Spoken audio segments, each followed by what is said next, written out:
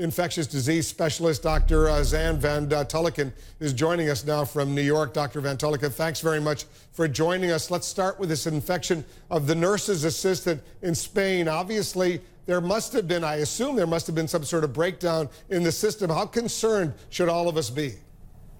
I don't know if concerned is necessarily useful for most of the American public, but I think if you're running a hospital or if you're a public health administrator in a big city, you should definitely be concerned by this. It seems like there's been, I think in any case like this, there must have been a failure, and it seems like there was a failure in getting the right kind of equipment. So according to some stories, they're saying that the gowns that she was using were permeable and possibly they weren't fastened to the gloves very well. But certainly this should be a disease that you can prevent by really rigorously adhering to protocols. I think what we're seeing, whether it was the gown or whether some other mistake was made, what we're seeing is even if teams notionally know what they're doing, there's a protocol in the drawer, they've ordered the right kind of suits, people have to be really well versed in putting them on, in taking them off, in practicing this. So this is about drill, practice and preparedness. Would it be smart for the U.S. to start secondary screenings of incoming passengers, whether at Kennedy Airport in New York, Washington Dulles International Airport? Would it be smart to start screening passengers arriving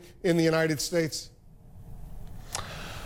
I think it's a tricky question, but what I'd say is you're going to get a huge number of false positives. Lots of people come back from holiday or come back from business overseas with a temperature, and that's the main way of screening. And if we're going to start isolating all of those people and going through long questionnaires, it's going to really slow airports down, it's going to make travel very difficult, and it probably isn't going to completely prevent Ebola entering the US. I mean, basically, if someone could be asymptomatic with Ebola for 21 days, and if they don't want to tell you their full travel history, they're not going to. So in the end, if we really want to keep Ebola out of the US, the best place to focus is on rolling it back in West Africa. And all the screening measures, which now, of course, look very politically expedient, I don't think they're going to make a huge difference, to be honest. The place to screen that's very important is before people get on the plane, because what you don't want is contagious people on planes, because it's a very, very confined, crowded environment. It could easily spread on a plane. So I think it makes sense before you get on the plane.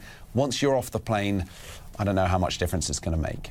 Unless you get the symptoms during a 20-hour flight, let's say from Monrovia, Liberia, stop in Belgium, and then continue on to Washington or Dallas or whatever, that potentially could make a significant difference. And I'm a little confused on how contagious Ebola is. Sometimes they say you got to exchange bodily fluids, if you will, sweat, something like that. On the other hand, the CD says if you've been within 3 feet contact of someone with Ebola, you potentially could be in trouble. Explain the difference there.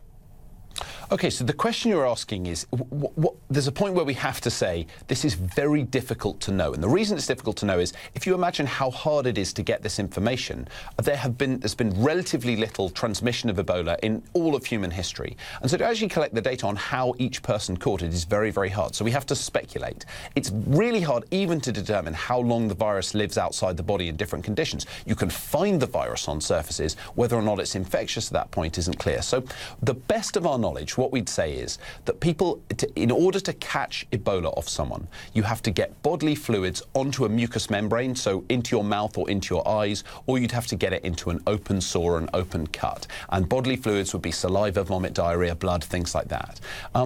And that would seem to be quite difficult, but we do have these cases of people catching Ebola wearing their protective gear. I don't think there's any evidence that it's airborne, but we do have to admit that everything we say about the transmission of Ebola is to the best of our knowledge. You know, this is still something we're studying.